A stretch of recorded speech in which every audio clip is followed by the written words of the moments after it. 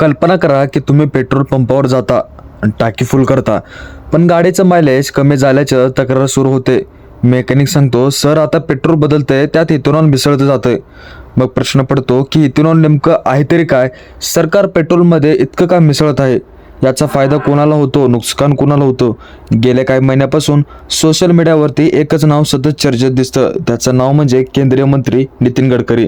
काही लोक म्हणतात की गडकरीचं देशाचं भविष्य बदलत आहेत, तर काहींचा आरोप आहे की सामान्य माणसाला महागडं इंधन देऊन प्रयोग केला जातो आहे का? मग सत्य नेमकं आहे तरी काय? चला तर मित्रांनो, आजच्या व्हिडिओच्या माध्यमातून आज आपण पाहत आहोत, संपूर्ण विषय समजून घेणार आहोत. शेवटपर्यंत व्हिडिओ पहा, कारण शेवटी तुम्हीच ठरवाल इथेनॉल खरंच की देशासाठी वरदान आहे की सामान्य नागरिकांसाठी डोकेदुखी. भारतामध्ये पेट्रोल आणि डिझेलचा वापर प्रचंड प्रमाणात होत असतो. इथे इंधनाचा मोठा भाग म्हणून भारत देशात देखील परदेशातून आयात करत असतो. म्हणजे प्रत्येक वेळी आंतरराष्ट्रीय बाजाराच्या कच्च्या तेलाची किमती वाढल्या की भारतातील पेट्रोल डिझेलचे दरही वाढत असतात. त्यामुळे सरकारवर हजारो कोटी रुपयांचा आर्थिक ताण येत असतो. मग प्रश्न पडतो की पेट्रोल पर्याय आहे का? याच प्रश्नातून पुढे आली इथेनॉल मिश्रित पेट्रोलची कल्पना. इथेनॉल म्हणजे काय? इथेनॉल हा एक प्रकारचा अल्कोहोल आहे, पण हा दारूमध्ये वापरला जाणारा अल्कोहोल नाही. इथेनॉल तयार केला जातो ऊस, मका, तांदूळ, धान्य आणि इतर कृषी उत्पादनापासून. ज्वलनशील असल्यामुळे त्याचा इंधन म्हणून वापर केला जाऊ शकतो. ब्राझीलसारख्या देशामध्ये अनेक वर्षापासून इथेनॉलवर गाड्या धावत आहेत, म्हणून भारतीय हा प्रयोग देखील प्रमाणामध्ये करण्याचा प्रयत्न करत आहेत. सरकारच्या मते ही 4 मोठी कारणं आहेत. पहिलं कारण पेट्रोल आयात कमी करणं. भारत दरवर्षी लाखो कोटी रुपयांचे खर्च तेल आयात करत असतो. जर पेट्रोलमध्ये काही प्रमाणामध्ये इथेनॉल मिसळलं तर पेट्रोलची गरज कमी होईल. दुसरं कारण म्हणजे शेतकऱ्यांना देखील याचा फायदा होईल. ऊस उत्पादक शेतकऱ्यांना थकबाकी हा कायमचा प्रश्न असतो. साखर कारखान्यामध्ये अतिरिक्त साखर तयार करतो, या सरकारचा विचार केला जातो. अतिरिक्त साखर इथेनॉलमध्ये तयार करण्यासाठीही वापरली जाते. त्यामुळे कारखान्याला देखील नवीन बाजार मिळेल, शेतकरी खुश होतील, असं सर्व गोष्टींचा विचार केला जातो. तिसरं कारण म्हणजे प्रदूषण कमी होतं. इथेनॉल मिश्रित इंधनामुळे कार्बन उत्सर्जन कमी होऊ शकतं, म्हणून पर्यावरणाला देखील फायदा होऊ शकतो. चौथं म्हणजे नितीन गडकरी अनेकदा म्हणाले की भारताला तेलासाठी परदेशावर अवलंबून राहणं कमी केलं पाहिजे. त्यांच्या मते शेतकऱ्यांच्या हेतूनच इंधन तयार केलं जावे. देश आर्थिकदृष्ट्या अधिक मजबूत होईल. पण वाद सुरू झाला कधी? सुरुवातीला लोकांना फारसा फरक जाणवला नव्हता. पेट्रोलमध्ये 5%, नंतर 10% आणि आता ठिकाणी 20% इथेनॉल मिश्रण सुरू झालं. यालाच E20 पेट्रोल देखील असं नाव ओळखलं जातं. कारण आता इथूनच सुरू झाला वाद. कारण अनेक वाहन चालक म्हणू लागले की गाडीचं मायलेज कमी झालं. काही जण म्हणाले की पिकअप कमी झाला, तर काही मेकॅनिक म्हणाले की जुन्या गाड्यामधील काही पार्ट्सवर परिणाम होऊ शकतो. सोशल मीडियावरती हजारो व्हिडिओ व्हायरल झाले. लोकांना थेट प्रश्न विचारायला सुरुवात केली की जर इथेनॉल इतकं चांगलं असतं तर पेट्रोल इतकं दर कमी का होत नाहीत? इथूनच नितीन गडकरींच्या धोरणावर टीकेची लाट सुरू झाली. आणि या वादात सर्वात मोठा प्रश्न अजून अनुत्तरित आहेत. खरंच E20 पेट्रोलमुळे गाडीचं मायलेज कमी होतं का? जुन्या गाड्याचं इंजिन खराब होऊ शकतं का? आणि सरकार याबाबत नेमकं काय म्हणतं? तर या प्रश्नाचे उत्तर आपण पाहणार आहोत. पण हा प्रश्न लाखो वाहन चालकाला विचारत आहेत, कारण याचं उत्तर थोडंसं गुंतागुंतीचं आहे. कारण सोशल मीडियावरती फिरणाऱ्या अफवा वेगवेगळ्या आहेत, पण वैज्ञानिक तथ्य वेगळं आहे. सर्वप्रथम समजून घेऊ की पेट्रोल आणि इथेनॉल या दोन्ही गरजेचं ऊर्जा क्षमता सारखी नसते. इथेनॉलमध्ये पेट्रोलपेक्षा कमी ऊर्जा असते, म्हणून जर एखादं इंजन त्यानुसार डिझाईन केलेलं नसेल तर परिस्थितीमध्ये मायलेज देखील थोडं कमी आणि घट जाणू शकतं. म्हणून काही वाहन चालक देखील यापूर्वीपेक्षा गाडी कमी अंतरावर धावते, त्यांना हे लक्षात आलं असेल. सरकार काय म्हणतं? सरकार म्हणतं की वेगळं आहे. सरकारचा दावा आहे की नवीन E20 तयार करणाऱ्या वाहनामध्ये हा फरक अल्पत्व जाणवतो थोडंफार, आणि सामान्यतः वापरामध्ये बहुतांश ग्राहकांचा मोठा फरक जाणवत नाहीत. म्हणूनच वाहन उत्पादक कंपन्यांना देखील E20 सुसंगत इंजिन तयार करण्यासाठी सांगितलं गेलेलं आहे. मग जुन्या गाड्यांचं करायचं काय? आता याच ठिकाणी सर्वात मोठी चिंता सुरू होते. भारतात आजही लाखो जुन्या गाड्या दुचाकी 4 चाकी रस्त्यावर धावत आहेत. यापैकी अनेक वाहनं E20 लक्षात घेऊन वाहतात. दीर्घकाळ E20 वापरण्यासाठी काही जुन्या वाहनामध्ये रबर पाईप आणि सील किंवा इंधन प्रणालीतील काही भागावर परिणाम होऊ शकतो, पण हे प्रत्येक वाहनात होईल असा दावा उपलब्ध पुराव्यामुळे करता येत नाही. त्यामुळे वाहनांना कंपनीमुळे दिलेल्या मार्गदर्शक सूचना तपासणं महत्त्वाचे ठरते. वाहन कंपन्यांनी काय केलं पाहिजे?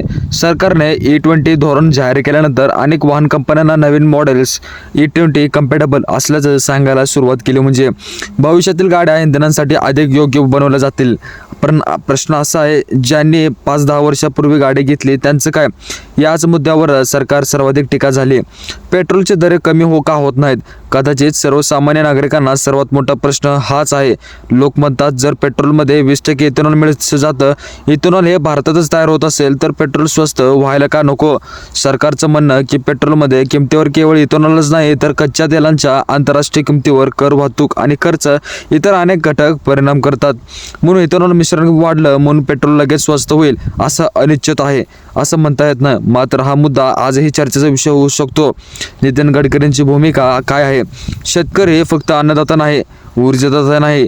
त्यांच्या मते जर ऊस, मका आणि पिकापासून जर इंधन तयार झालं असेल तर शेतकऱ्यांचं उत्पन्न वाढेल, भारताचे तेल आयात कमी होईल, पर्यावरणाचा फायदा होऊ शकतो आणि देश ऊर्जा क्षेत्रामध्ये अधिक एक स्वावलंबी बनेल.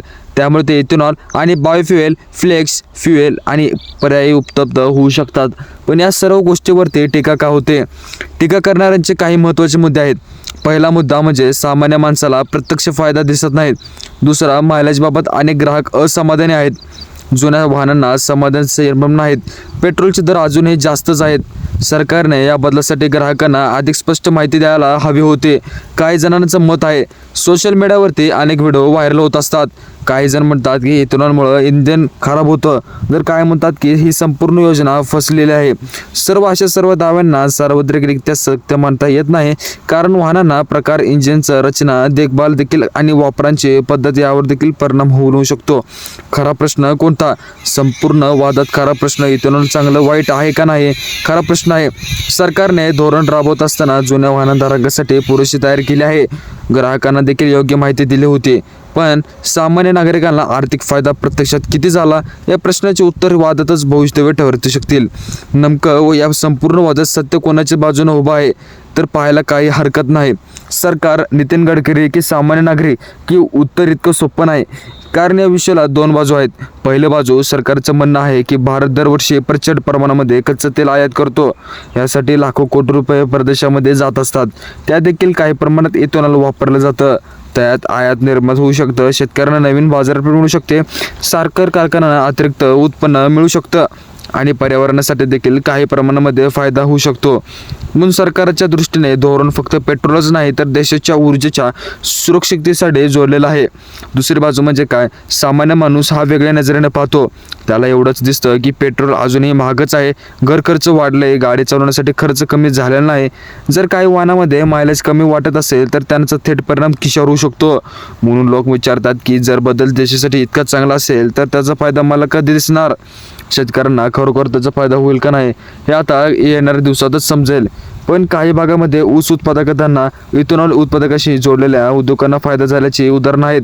मात्र सर्वत्र शेतकऱ्यांना समान फायदा झाला तर असं म्हणणं योग्य ठरणार नाही, कारण फायदा पिकांचा प्रकारांचा कारखान्यांना देखील उपलब्ध होऊ शकतो. भविष्यात नेमकं काय होऊ शकतं? सरकारचं लक्ष आहे भारत पर्यायी इंधनाकडे अधिक वेगाने वळवा. इथेनॉलसोबत इलेक्ट्रिक वाहनं, ग्रीन हायड्रोजन आणि बायोएजन्सी इतर स्वच्छ इंधनावरती भर दिला जात आहे. म्हणजे येणाऱ्या 10 ते 15 वर्षामध्ये वाहन क्षेत्रामध्ये मोठे बल दिसू शकतं.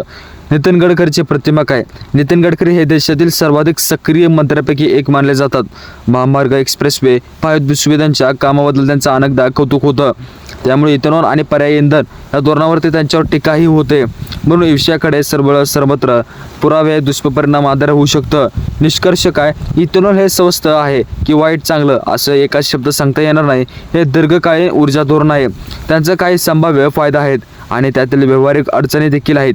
यशस्वी अंमलबजावणीसाठी सरकारने ग्राहकांचा स्पष्टपणे माहिती देण्याबाबत, योग्य मार्गदर्शने, परिणामाबाबत पारदर्शक ठेवणे तितकंच महत्त्वाचं असतं. तर मित्रांनो, इथेनॉलचं धोरण भारताला ऊर्जेकडे स्वावलंबनाकडे नेणार का, की सामान्य नागरिकांच्या खिशावर त्याचा जास्त परिणाम होणार? तुमचं मत काय? तुमच्या गाडीमध्ये E20 पेट्रोल वापरल्यानंतर काही फरक जाणवलं का? मायलेजबद्दल काय तुमचं अनुभव खाली कमेंटमध्ये नक्कीच लिहा. जर व्हिडिओ माहितीपूर्ण वाटला असेल तर व्हिडिओला लाईक करा आणि आपल्या मित्रांसोबत शेअर करा. अशाच तत्वाधारित विश्लेषणासाठी चॅनलला सबस्क्राईब करायला अजिबात विसरू नका. पुन्हा भेटू एका नव्या महत्त्वाच्या विषयासह. धन्यवाद. तर